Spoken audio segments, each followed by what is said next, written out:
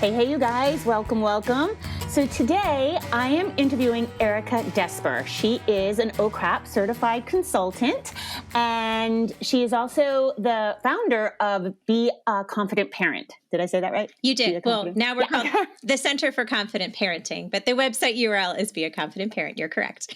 Okay, awesome. And I've had Erica on the potty training podcast because sleep and potty training go hand in hand. And an underslept child, an overtired child just cannot handle the skills of potty training. But today we're going to be talking about naps and sleep consistency. And this is going out to both podcasts because I think it's such a huge topic. So welcome, Erica. Why don't you tell everybody a little bit about yourself, since the OCRAP parenting podcast may not be aware of you. Yeah, for sure. Thanks for having me. I always love hanging out with you.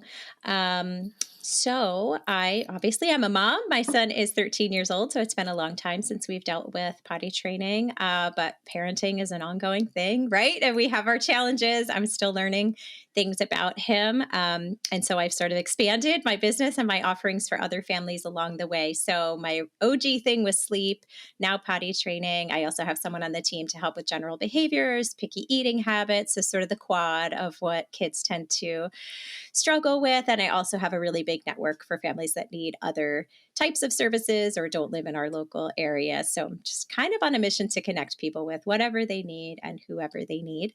And I agree with you. Yeah, thanks. I'm seeing a lot of inconsistencies as well. I just got off a consultation where we were talking about this, so it's fresh on my mind.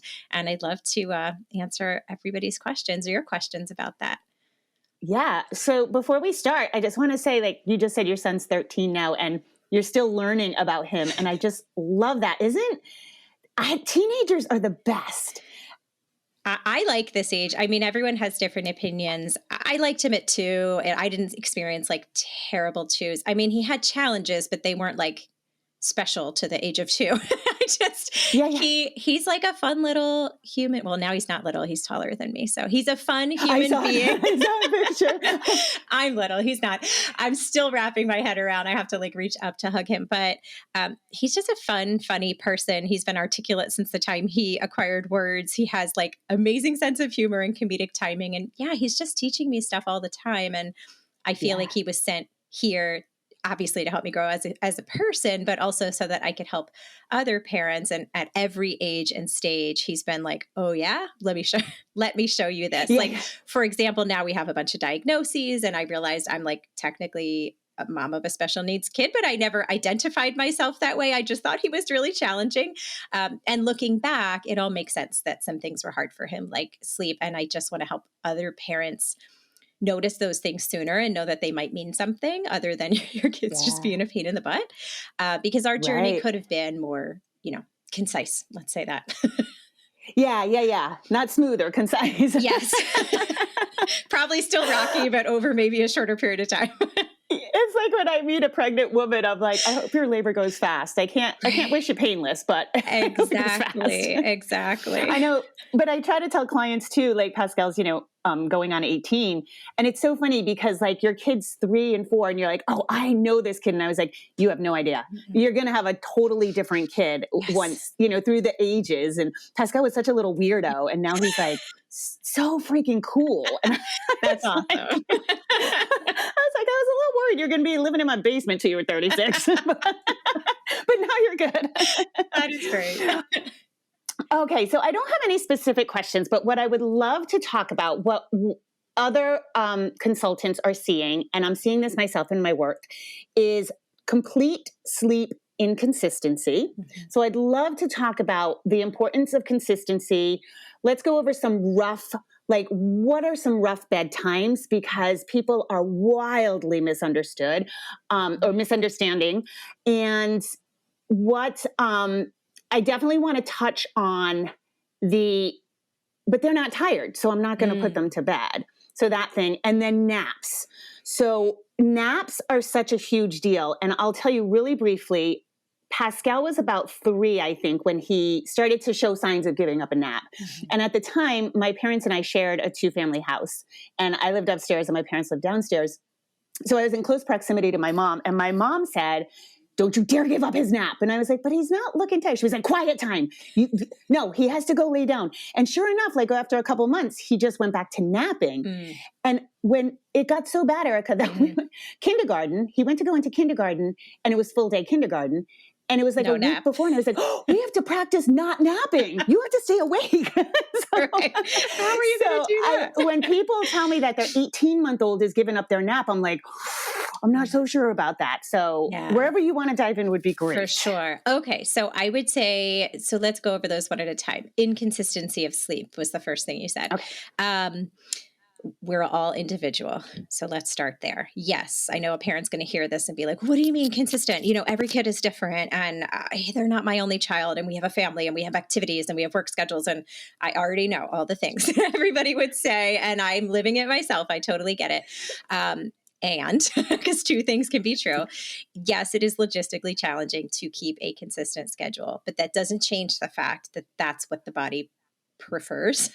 And that is typically what, for the most part, will give families the best result. Yes, there are kids that are more flexible and very well rested. And if you want to be inconsistent, maybe they'll let you get away with it. But if you feel like sleep, toileting, eating, all behavior, all those things, that quad has been difficult or is becoming difficult, that could be your first red flag that your child is not as flexible as you wish or your life would have them be. So I think just first establishing the need for consistency. And then what does consistency mean? Like, no, it does not mean for each of us that we need to get up at exactly the same time every day and go to sleep at exactly the same times every day and eat at exactly the same times. We're usually, I like to think of it as like, not fixed points necessarily, but fairly fixed ranges.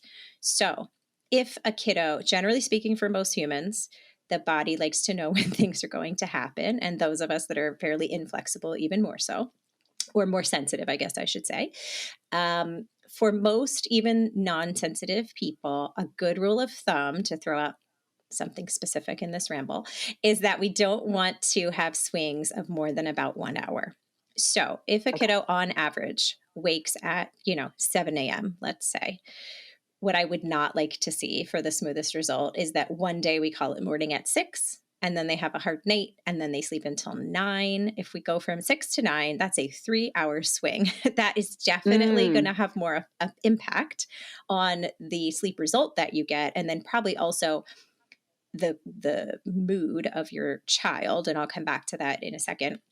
Whereas what I would like to see is that we find the average, or what we want to be the average. If there is no average, let's say the average is 7.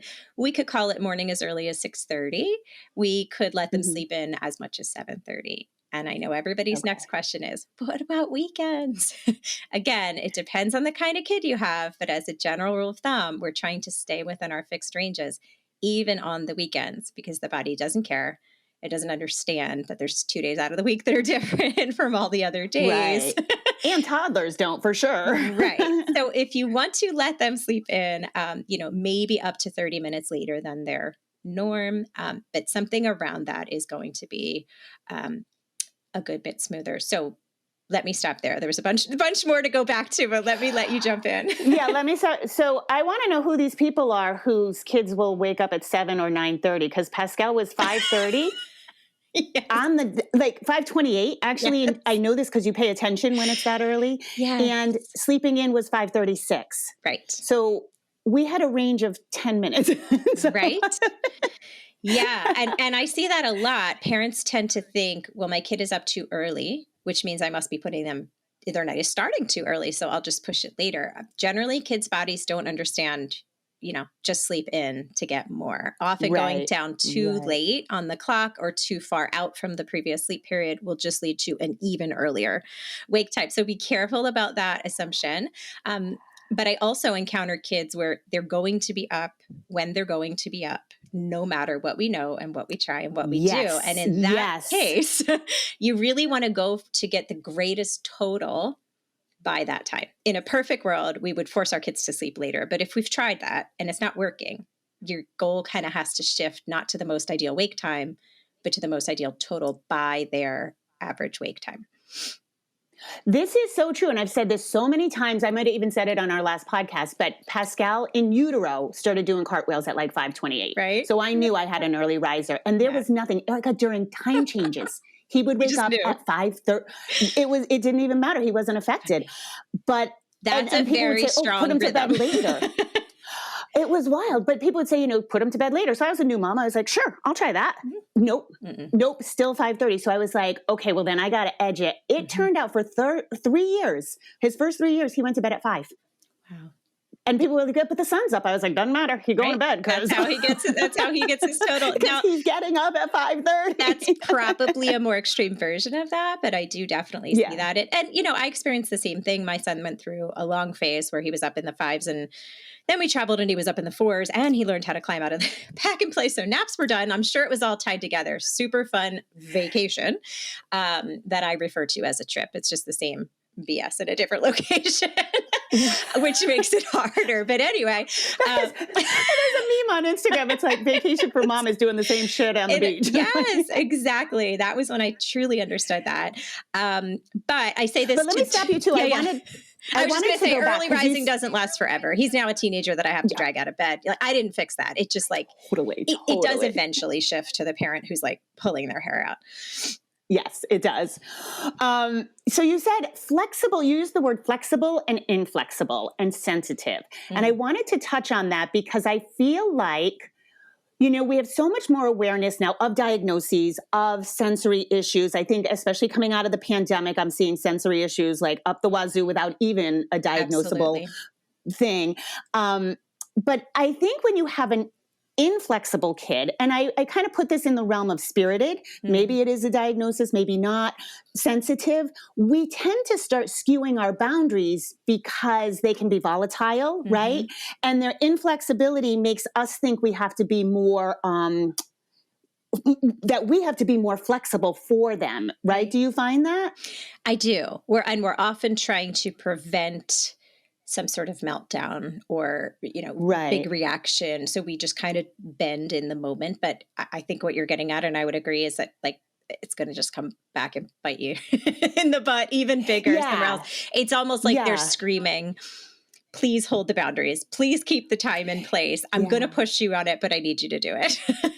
And so recognizing that what might look quote unquote difficult, right, in a child that they're struggling, that shows inflexibility, and we should honor the inflexibility by creating the boundaries and the more consistency. And to be clear, so to pick a little bit of that apart, everybody's familiar with personality. Everybody develops a personality over time. What you and I are talking about right now is a child's temperament, and that is something that they're born with, and there's different facets to temperament.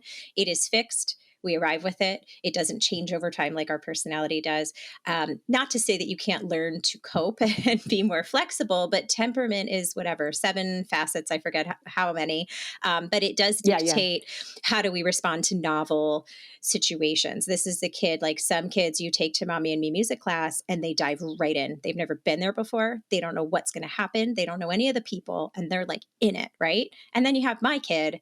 We could go all session. He hangs at the back and clings to me for the whole 45 minutes, and he's ready to dive in at minute 46. And then the next week, we start all over, right? We call that a slow to warm child, and that is part of his temperament. And still at his current age, I mean, now he has more coping skills, and he gets thrown into situations where he just has to dive in because he's middle school. But inherently, he still is like, I'm going to hang back. I'm going to get the lay of the land. I'm going to take my time to get comfortable. And then I will join you. So that's really what we're talking about. And it's very frustrating to parents, particularly with sleep, when they have a child who is not quick to adapt. Or we find that they're so inflexible with like sleep timing that we can't even get them to adapt what we want. We have to kind of adapt to what they need. Just know that it's not like you didn't cause that. You didn't get the wrong kind of kid. I mean, maybe you think you did. Right? Just because your best friend can run errands all day long and have her kid go from, shopping cart to stroller to car to crib, like just we get who we get. And like they say in kindergarten when they pass out crayons, you get who you get. You don't get upset. It doesn't mean you don't get frustrated about it, but there's so much peace and solace in learning the kid you have and learning to parent the kid you have versus what I was originally doing of like waiting for him to turn into a calmer, easier, more flexible person. I was not going to get any peace that way. So that wasn't coming. No. And it was really an aha moment when I learned like, oh, I can't keep waiting for him to become easy. I have to make peace with the fact that he's not an easy kid and he was given to me for a reason. And I have to learn to parent the kid that I have. I'll just know that when something's hard, it won't be hard forever. And when something's awesome, that probably won't last forever either.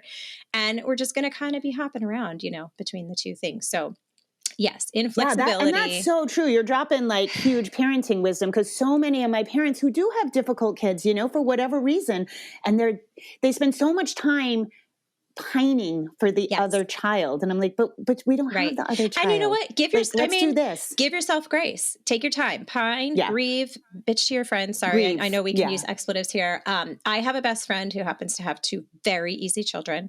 She's been with me from the very beginning. I think our sons picked each other when they were like 3. They were first friends they chose for themselves, not like, I like this mom, please be this kid's friend. Right. And all along the way, I've kind of compared and like, both kids, they're so easy. When school came home during the pandemic, I was like, oh my gosh, how are you doing this? Like what? It's so much. And she was like, what do you mean? They just log on and they get their stuff done and I don't even check. And I was like, what? Like, what are you saying right now? And listen, y'all, if you happen to have an easy kid, you got to sit down. You just got to listen to those of us with difficult kids because people with easy kids, I've learned Pascal is easy. So I've learned to just shut up because I can't I'm like, right. And look, I don't envy her that. Like, I love that she has that. And I am, blown away that she got it twice. I mean, they do have their own particular things, but also like on the flip side, her kids are so easy and so independent. She now almost feels like an empty nester. They're never home. They don't want to do anything with the family. They're at this game and they're going to this person's house. And my kid is like still up my butt.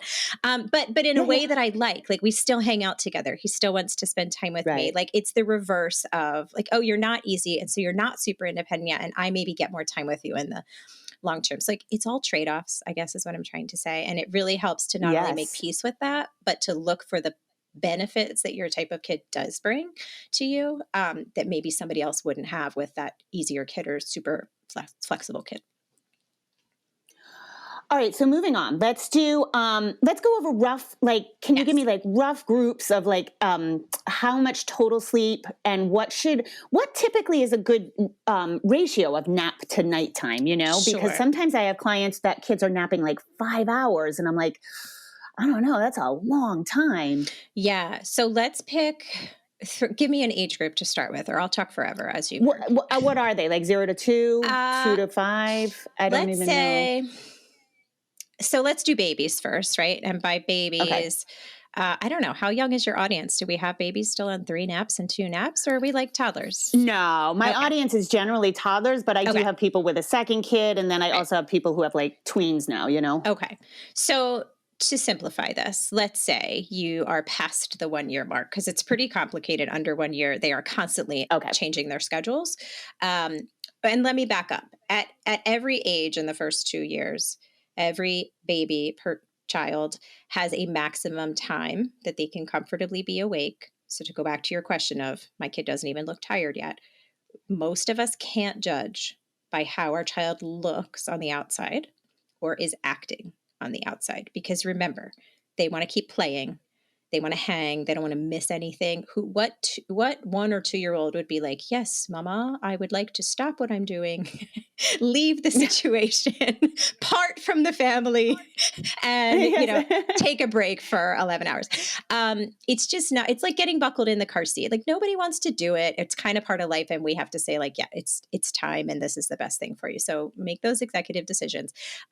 If you can rely on your child and watch their face and watch their behavior and they rub their eyes and you go put them down and that goes smoothly, cool. You can probably skip ahead.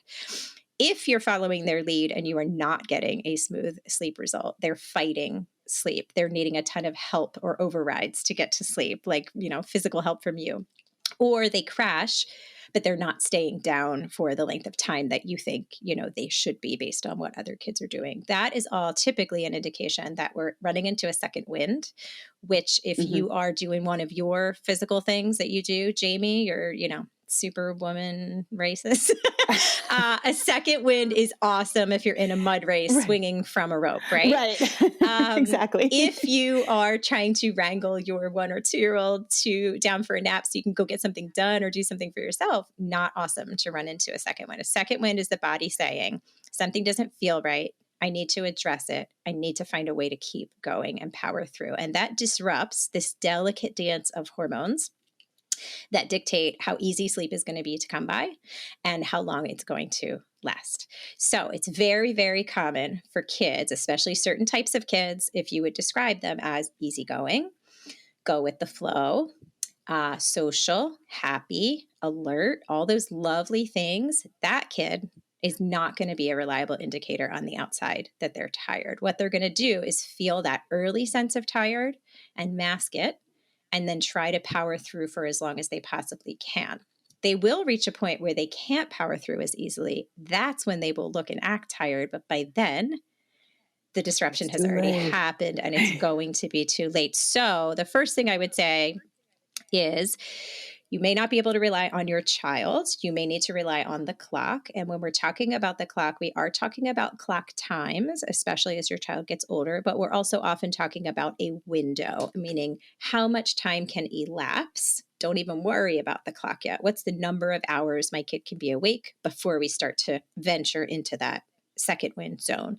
And for the more specific, less flexible kids, the temperament we were talking about before, yes, we might be talking about tiny distinctions in that elapsed time or tiny distinctions in going past their ideal clock spot. My colleague, and I think I said this last time, says, pretend you're trying to be on time for a train. The train doesn't care if you were 10 minutes late. The train is gone. Right. You are not on it. The result is not going to be the same. And I do not say that to stress parents out because that's what it sounds like. I say that to say, experiment, note the results. Like a 10-minute adjustment could completely change for some kids the picture of what you're doing. No, not everyone is that sensitive, but I've seen it enough to mention it. So the younger a baby is, the tighter their window is, and the more we're going to follow the window over the clock. But once a baby hits 3 months and then 6 months and then 9 months, they do have a rhythm of clock times that are kicking in. And there are certain ranges, which is what you're asking about, that tend to give us a better result than others. So for today's conversation, I can throw out some of those ranges. Yes, there is room for individual variety. And a lot depends on, are they napping? When are naps ending? For bedtime, for example, I guess I'll go through all the ages. A 3-month-old baby might want to go to bed at, 8 or 9 p.m. They're taking a lot of naps through the day. Their nap totals are high, so they can go to bed later. They can have a shorter night, and then they're going to get all these naps, and they're going to get a great total in 24 hours. In the 4th month, which is when parents tend to start to encounter a sleep problem, a lot of that has to do with brain development. It also has to do with changing sleep patterns. They start to consolidate their naps, which means they're taking fewer naps every day, and the naps are ending earlier on the clock, which often means that bedtime needs to pull up into the 6:30 to 7:30 range. Or in your case with Pascal, I know you would argue for, for even earlier. Earlier is not as often a problem as later is a problem. I'm not as worried about going too early. Although kids can get a finite amount of sleep. So you want to make sure that, their night is not ending at 3 o'clock in the morning. Oh no, I wouldn't have played that game. Right. No, there was a lot of experimentation that brought me to the 5 o'clock bedtime, 5:30 wake up. So let's focus on the babies that have, let's say your baby's between 4 to 6 months. They've gotten rid of that late, 8, 9 p.m. bedtime for a while, in my experience. Probably all the way through the later 2s. You're going to get the best result if your kid is asleep between 6:30 to 7:30. Now, a lot of parents will hear bedtime 6:30, 7:30 and say like, okay, we start the process at 7:30.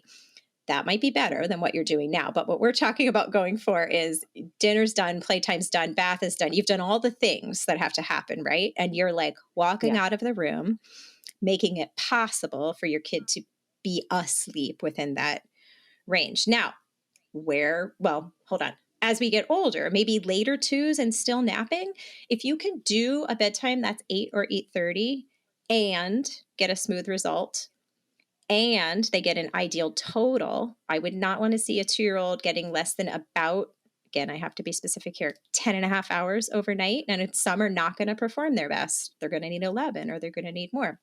So when we decide where in that range should our child's bedtime be, you got to kind of note their average wake time, notice how many hours they need to be their best selves, and count backwards. I love the count backwards trick. If your kid wakes at 7, they might be able to go to bed at 8, get their 11 hours and be cool.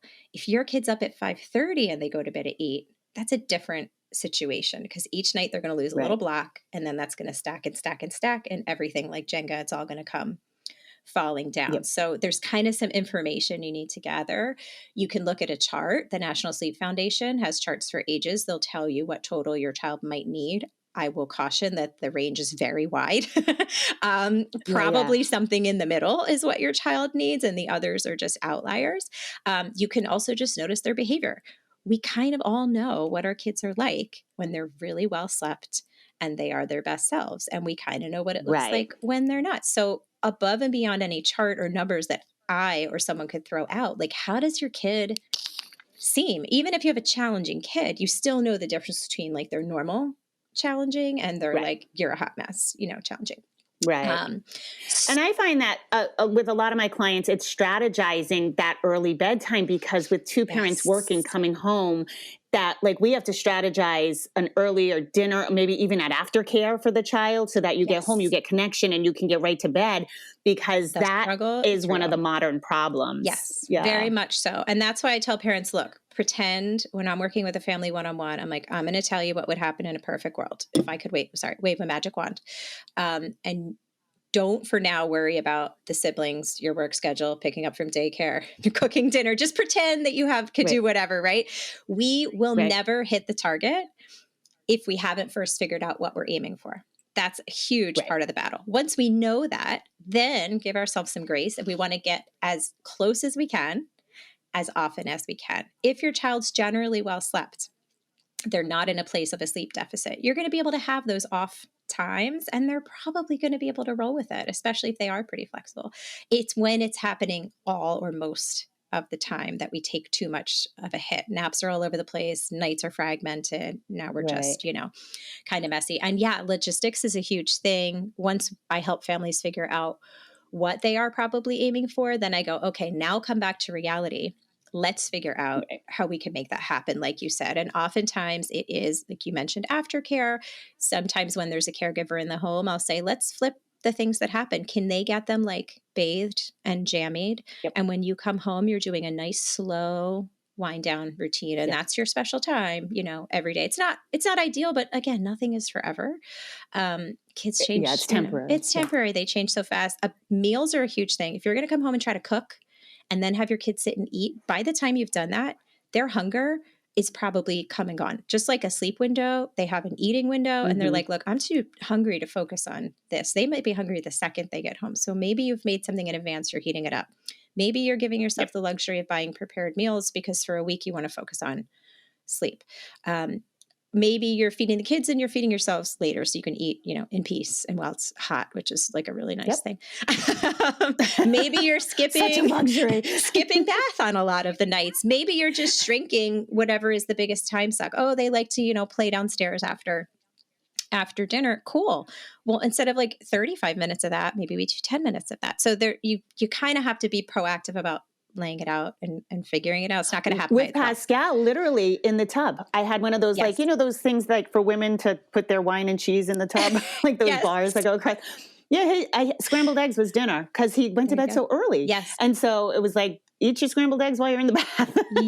And I have a lot of kids who are like, they're hungry for dinner when they come home from school or daycare. Yes. But we give them snacks to hold them off until our dinner time. And then they're not interested in dinner. And again, it's just this like, and then at bedtime, they say they're hungry. And then that delays bedtime. So you have to it's very hard to solve any of these problems in the moment. We really have to back up and look at like a bird's eye view and figure out where it's starting and then go from there. All right. Now, let me ask you this. Let me interrupt with a question here. I get this a lot. So parents, just because of life, everything, right? Like they'll start bedtime routine at 8. The kid goes to bed at 8:30 and they go, no, they lie there talking to themselves. They just don't fall asleep till 9:30. And I'm like, because you missed, that's that second win, That's the right? missing the train And I'm in like, most cases. so they're like, I'm going to put them to bed at 9:30 because that's when they fall asleep. And I'm like, no, let's put them to bed at 7:30. Yeah. It's very, very deceptive. I mean, again, to use my kid, he's going to kill me, but he won't hear this. Last night we ran into this at 13 and a half. I could tell I share him. He goes back and forth between 2 houses. Sleep is not so much priority at the other house. And I've made peace with that over the years because otherwise I'll jump out the window. So I could tell he was exhausted when he got here yesterday, like laying on the couch, falling asleep. And in my head, I said like, all right, we're going to just shift everything up tonight. I'm not going to mention it, whatever. Well, he's texting his friends and his friends are like, what? You're getting ready for bed at whatever it was, 8:15, 9 o'clock. And he's like, Mom, I have to explain to my friends why I go to bed so early. And I was explaining. Your mom's a sleep expert. Tell your friends your mom's a sleep expert. Exactly. I said, well, don't tell him you're going to bed. Just tell him like, I need to just turn off electronics at a certain hour, or I just need to shower, whatever. Anyway, he fought. I don't feel tired. I'm having this argument with my 13-year-old. We've been dealing with sleep since year 1. We still read him books. I started reading a book and he was out in minutes. Yeah. And so we talked about it this morning. Hey, remember you didn't feel tired and you said it was going to take so long. And I said, well, maybe you're actually overtired and, blah, blah, blah. Very hard for him to shift his perspective. But it's not a thing that kids understand. It's a really hard thing for adults to perceive and understand. But I always say, if your kid is acting like a more version of themselves, if you have a funny kid and they're like super, super funny at bedtime, they're probably overtired. If your kid is a little, if they start getting really clumsy, if they start just getting really wild, it doesn't always look like what we would expect it to look like. It can be very, very deceptive. And ultimately, we know we have bedtime in the right spot at any age if our child can fall asleep, hopefully of their own volition, but if you're helping, this would apply as well. Whatever gets them asleep within about 10 to 20 minutes. If they're falling asleep as soon as their head touches the pillow or the mattress, that is probably a crash and it's going to cause a problem somewhere. You really should not fall asleep as soon as your head hits the pillow. You should kind of go through a wind down process. If it's taking more than 20 minutes, and again, all these numbers are fairly generic, that probably signals an adjustment too. And in most cases, as counterintuitive as it sounds, we are shifting earlier and closer together rather than later. Yep. The one caveat, and I think we talked about this last time, naps in the late 2s and well into the 3s can start to become counterproductive and then push bedtime later. So usually naps will complement the night and make the night smoother. If they start pulling from the night, that is something that can change around 3. All right, so let's jump into naps and consistency in naps. So let's start with, and I know, of course, it's a huge generalization, but when is generally a good time when you're trying, because I find that kids start showing that they want to give up nap way earlier than they should give up a nap. Mm-hmm. So when is a really good time roughly to give up a nap? Yeah. So generally speaking, when they first hit 2, they're going to experience something that feels like they're ready to stop, but it's just a developmental nap regression. So they're having a huge progression in other areas of development, which means that sleep kind of takes a backseat to that. And so they're like, I don't need it. And a lot of parents think, great, I'll take, especially if they have other older kids, they're like, cool, we'll stop napping. And it seems fine at first, but if they weren't truly ready and the nap was going to resume when the development slowed down, this can cause a whole host of issues that then ruins the night. So I like to see that they're well past that I just turned 2 phase, because it could mean something else. That said, my kid did stop napping at 2, and I knew a lot of this, not all of this. And I tried a lot of things and he really was just done. So it's not unheard of, but it is more the exception to the rule than the rule. Yes. Once we get to 2.5, let's say, and beyond, and definitely into the 3s, to answer the question, when is it a good idea to stop napping? When it starts to interfere with any of the following 3 things: a smooth and ideal bedtime. So if it's pushing it too late, if it's making it really hectic, take too long, we always want to prioritize that. If it's pulling from the total of the night, and that can be the night starts really late, like I just said, or sometimes bedtime's still going well, but they're up for a party in the middle, or more than likely they're up way too early the next day. Mm-hmm. And I know I said 3 things, but I think it was actually 2. So those 2 things we want to protect. Smooth bedtime and ideal bedtime. We'll separate those. Smooth bedtime, ideal bedtime, and an ideal total. And I would add to that, the thing that's so confusing for parents is that, like, it would be perfect if, like Pascal did, he started moving away from the nap himself. I don't want it. I don't need it. I'll just, get through the day.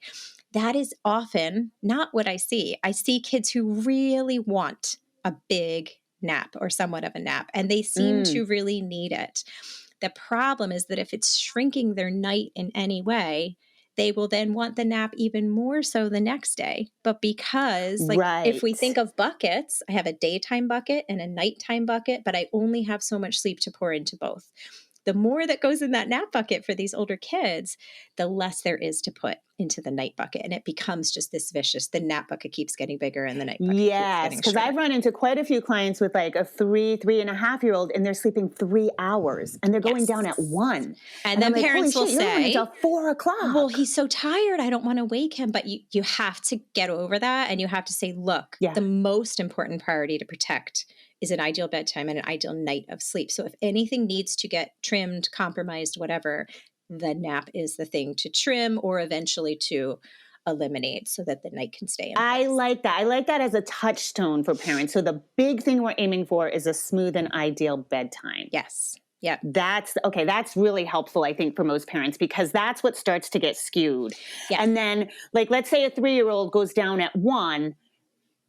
So you're saying wake them, yeah? I would, yes. I mean, no one likes to wake a sleeping child, but if you need to, you always want to interrupt one sleep period to protect the next one. So that would apply if your kid, like I just got off the phone with someone whose child is sleeping till 9 a.m.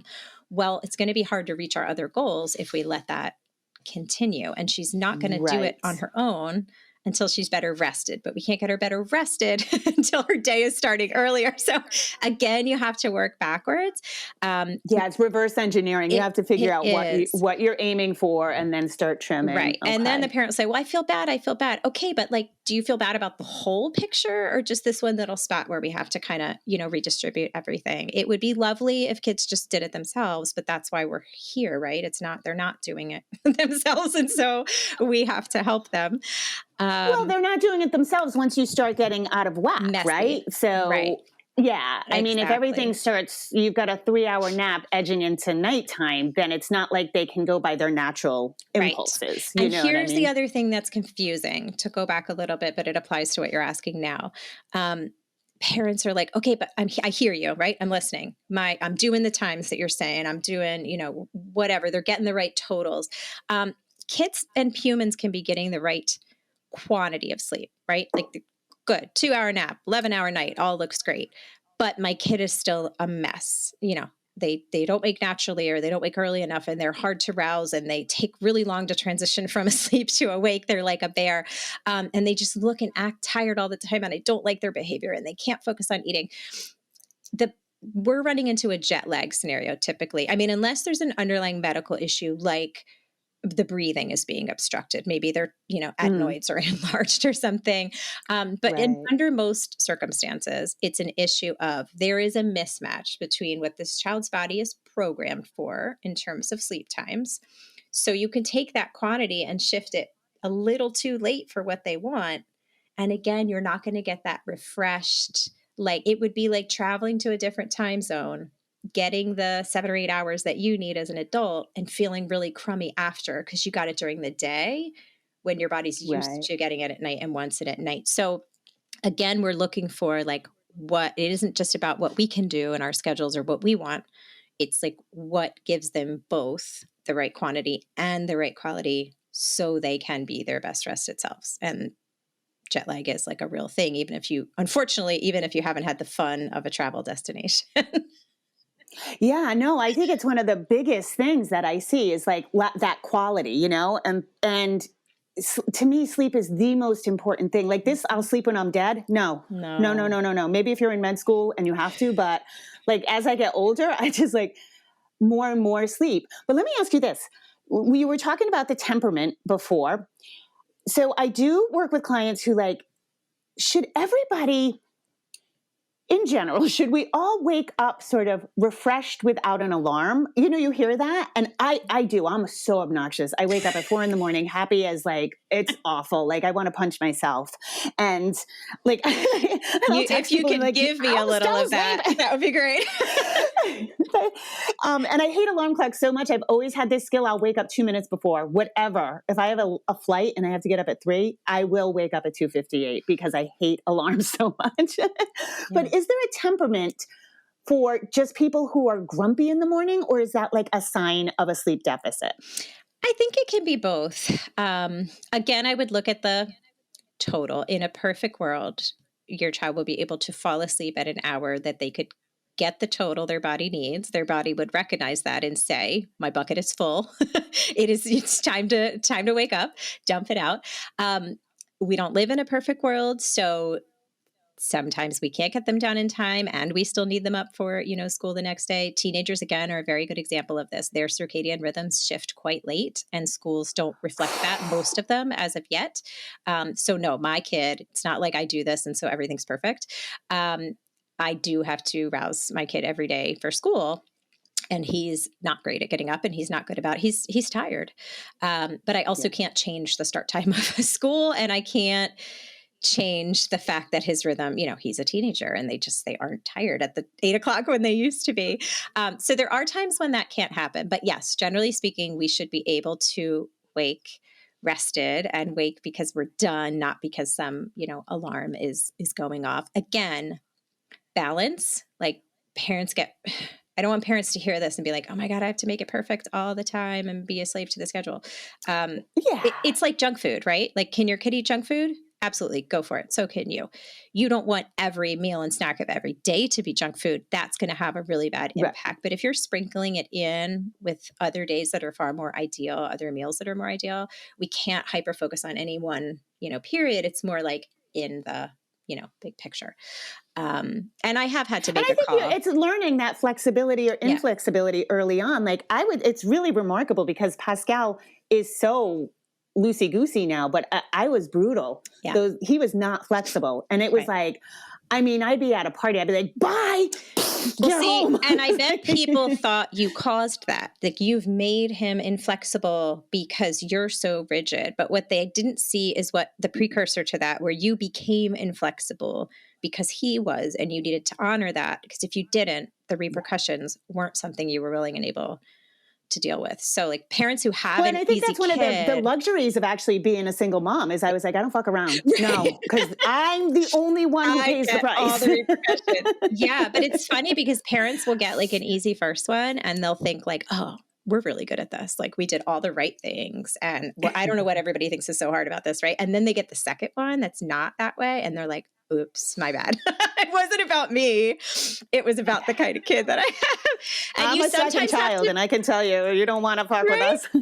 You sometimes have to pick your battles. Earlier I said, probably don't let your kids sleep in on the weekend or don't let them sleep in that much. But now I just said, my kid doesn't get enough sleep because of his teen rhythm and school time. So I do let him sleep in on the weekends. It's not ideal, but I have to choose. So much of parenting in life is choosing the lesser of two terrible options. And we just have to decide which is more terrible. So in my mind, I would rather him catch up on those days to address some of the sleep deficit versus being super rigid about no, even on a school day, you have to get up at the same time. So sometimes we do have to. I think that's a whole different ball of wax because he understands time. He understands the weekends. He doesn't have, we do that. I sleep a little later on Sundays. You know what I mean? And I think the older you get, assure you the less of an impact it is. It goes back. I think it's 13 to 16. They do this. Crazy circadian rhythm flip, but Pascal now wakes up at a normal hour, and we homeschool. Right. He doesn't have to, but he gets up, at 8. So, okay, this has been amazing. I know we could talk. We could talk forever. Seriously, obviously, we'll do another one. I do want to ask you 2 questions.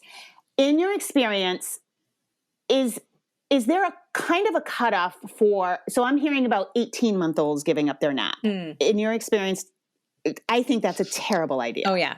I would say the vast majority of kids are going to drop on their own between 2.5 to 3.5. And if they haven't dropped on their own in that range, it's probably going to, for the kids I work with, I never meet the kids where it doesn't cause a problem. So I can only talk from the kids I meet. It's going to start to cause a problem, like we talked about before. Even if they want it, we're going to have to reverse engineer it. Before 2, I would say at 2 is much less common. And before 2, yeah, I do not love that. I think something else is going on. And 18 months is another one of those big developmental leaps where they can say, like, sleep is lame. I have far more important things going on in my body, in my brain, not interested. But just like, and I'm big on analogies, so hear me out again. If you were flying to your dream destination tomorrow, your sleep tonight would probably take a hit because either you'd have trouble winding your brain down or you'd go to sleep and you'd pop awake and what did I pack? Or what's the weather going to be like? But once that issue settles down, you go back to normal sleep, right? So that's probably how developmental leaps feel for kids. Their brain is on overdrive, their body's on overdrive, and they're like, this is lame. This is all I can think about. Parents can easily and logically interpret that as, oh, your sleep needs are changing. But it might be like, oh, you're learning to talk. That's the big one at 18 months. You're acquiring 20 new words a day and your brain is processing all that. So normally when you would nap, you're just talking in your crib. Does not mean the nap is done. It just means they're on overdrive. And so the answer to, well, what do we do about that if we think they're in a leap? Same with waking up way too early. You don't want to call it morning at 5 if you know your kid needs to sleep till 7 and would usually sleep till 7 because you're going to ingrain a 5 o'clock wake up. So just stick to the norms and you can just let them hang out. You can't really solve it by helping. You can try.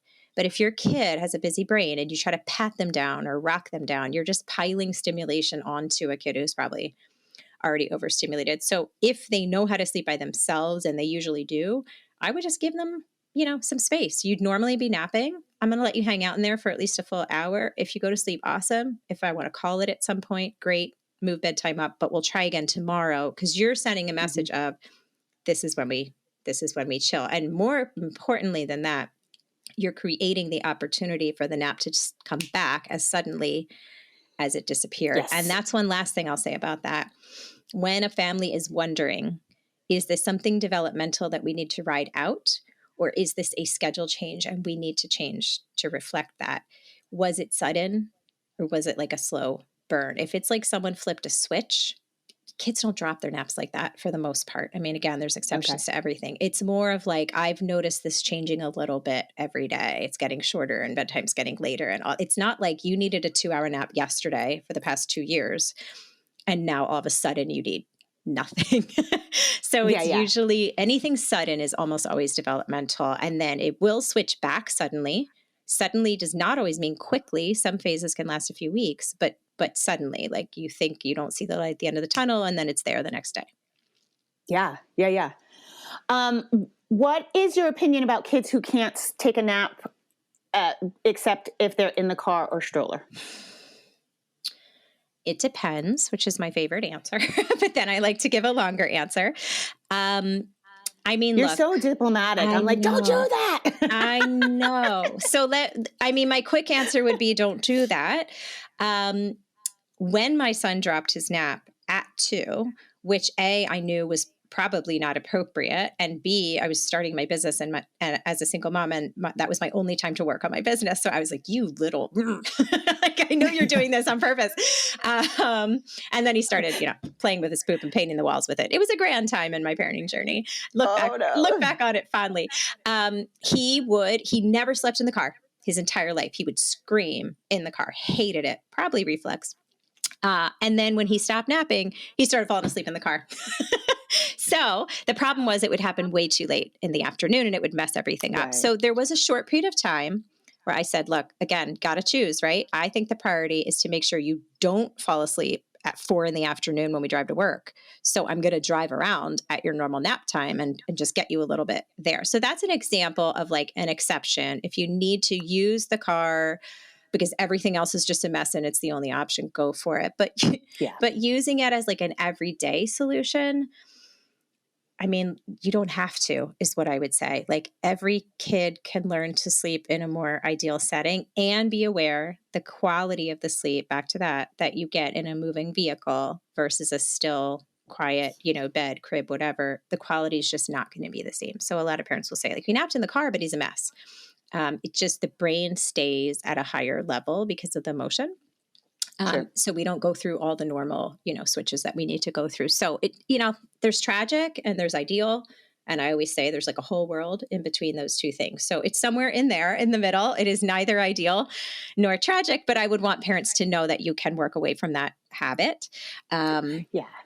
Yeah. I think too, it was what you were saying, you start compounding things, right? Like if you've got a flexible kid, everything, their behavior is pretty great. They nap in the car. Like that's your kind of one thing. I think that's cool, but I think when you start compounding, like you start spinning plates as a parent and you're like, okay, we got to nap in the car. Then they'll only eat fish sticks. They'll, then you start looking at like, okay, wait a minute. Like I might have an inflexible kid, Yeah, absolutely. And just cost, like this isn't what you're asking about, but when parents are using the car for sleep, and I've had parents use the car at bedtime and again overnight. I'm like, look, what you paid for me is like, it's already covered in gas. Like we're going to get you out of the car. You're going to stop spending money on gas. It's also sometimes dangerous. If a parent is really tired, I don't want them using the car to get their kids slept because heaven forbid they close their eyes. It's just like, it's not typically a sustainable. Drowsy driving. It's not a sustainable. You learn that when the teenagers, when your son's going to go get his learner's permit, drowsy driving is worse than drunk driving. It's worse than drunk driving. Now, there might be a mom who says, well, I have 3 kids and I have to pick up the other 2 and it's right at the kids' nap time. There's not a perfect solution for that. I would say if a nap starts in the car and you can't prevent it and it's happening at the right time, then just try to maximize it. Then the goal becomes like, how can we get the most out of this? If you've got transfers, transfer them. If they don't transfer, can you park? Can you keep driving? Whatever. Because there are sabotage naps with young babies. Where like they close their eyes for 5 minutes in the car and now they're not going to take the real, nap. I remember that, like that. Don't fall asleep. You play the music loud. You either have to, blast the music, put the windows down, hand them a phone, tablet if they're old enough. But if not, you might have to say like, it is what it is. How can we, drive through Starbucks? I'll get a drink. I don't know. do what you can. With Pascal, there was like a cutoff. Like at 7 minutes, he'd be okay. But if he was asleep for like 10 minutes, I was like, yep, we're driving around because. Yes, exactly. So there's isolated incidents where that might be a good move. But generally speaking, we do want the vast majority of sleep to happen in an ideal safe space. Okay. And I just have 2 more questions. So one is I get quite a few people who are like, whenever. So there's a stay-at-home parent. The child's not in preschool yet. They plan on going to preschool, but they're like, whatever, I don't care. She can sleep till 11. They put the kid to bed very, very late, which sounds cool. I'm all about it if you're going to homeschool and y'all don't have jobs. You know what I mean? Mm-hmm. Like if that's going to be your lifestyle, because I do know people for whom that's their lifestyle. There are some families that can work for. More power to them. Yeah, but generally speaking, I'm like, dude, you're just setting up bad habits because you got to your kid's going to have to get up at like 6:30 next year. So obviously you don't recommend that. I don't. I would say, if you need to enjoy it for a little bit longer, go for it. I've never experienced that. So far be it from me to take something like that away from someone. But I would have that parent ask themselves, like, this is already going to be a transition and an adjustment, new place, new people, more tiring, all that stuff. And so what's going to put them in their best place to make that adjustment and transition? And generally, subtracting, if they're used to sleeping till 11 and now they have to get up at 6, you're taking like half their night away. So that's jet lag. That's going almost to England. So if we have time, I would love to go about that gradually, kind of similar to what we would do with the seasonal time changes, as much as I hate them, of like, okay, how much time do we have and how can we break? And how much time are we trying to adjust? Maybe it's 3 hours or 1 hour. How can we sort of spread that out over the available time? Can we shift everything about the schedule 10 minutes earlier every day or, 15 minutes earlier every 3 days? None of those details matter as much as head in the direction you need to head in, get to where you need to get to before the deadline of starting school, and do it gradually enough that you don't have a kid who's like, I don't feel tired until 2 hours from now, right? Now, if you don't have time for whatever reason, you're going to have to do it pretty quickly.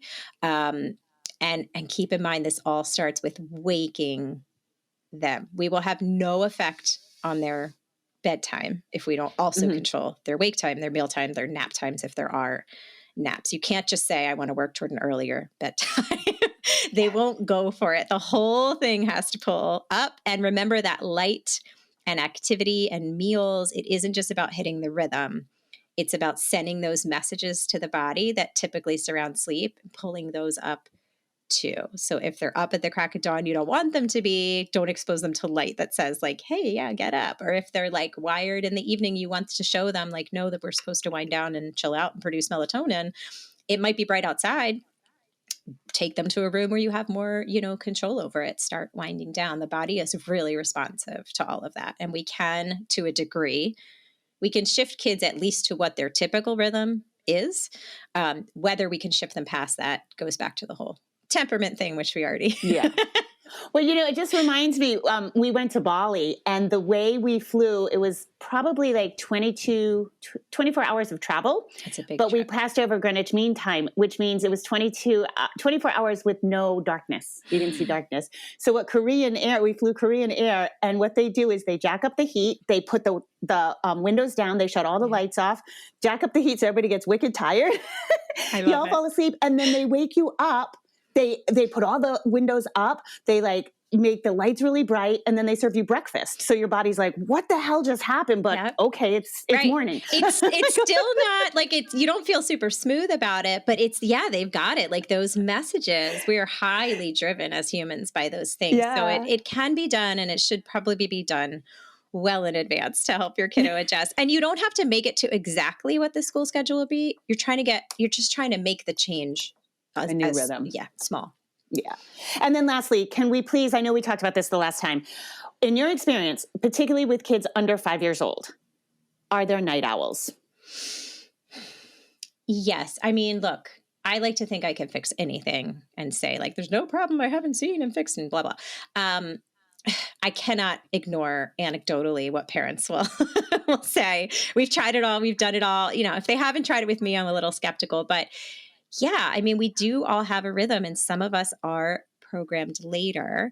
I can say that by and large, though, with the babies and toddlers and preschoolers, they almost always fit into these little boxes that I like to put them in. Not every single one, but it's pretty rare that I meet a kid that really is on a schedule that's a good bit later than the things that we were talking about today. Usually what I find that is when a parent says, what if they're just a night owl? Or what if they just need hours less sleep than their peers? Same thing. We all need different totals of sleep, but we're talking about small differences, not several hours different from our peers. Mm-hmm. It's usually like they just haven't figured out why that's happening. And that's just sort of something we can put it off to. Like, oh, well, they're just, this or that. Yeah. Again, if they're acting fine, you love their behavior, you love how they eat meals, you can deal with them and it's working for you. Cool. But if any of that is not, they're probably not a night owl. You just haven't found the schedule that allows them to fall asleep at that earlier time. Somehow you're missing it, which isn't about you missing it. It might be about your kid hiding it. I don't want parents to feel like they're, I'm suggesting that they're not intuitive or not in tune with their child, or they're not observing and paying attention. It's really about your kid making it really hard to spot and really hard to, notice. Yes. Yeah. That was what I wanted to emphasize. Leave it on a good note, not judging any parents. No, not judging, but we all have to give it our best shot, right? Yes. All right. So, I honestly thought this was going to be a 20-minute podcast. And it never is. An hour. So. I don't know why. It'll be just quick. We'll just talk about naps. Jamie, I don't know why you would think that. Thank you so much for your time and your expertise, as always. Tell people where they can find you, social, website. Yes. The easiest thing at this point would be to go to centerforconfidentparenting.org. Perfect. Mm-hmm. All right, Erica, thank you. Yeah, you're very welcome. I love it. I love it every time, and I'm sure I will be back again. All right.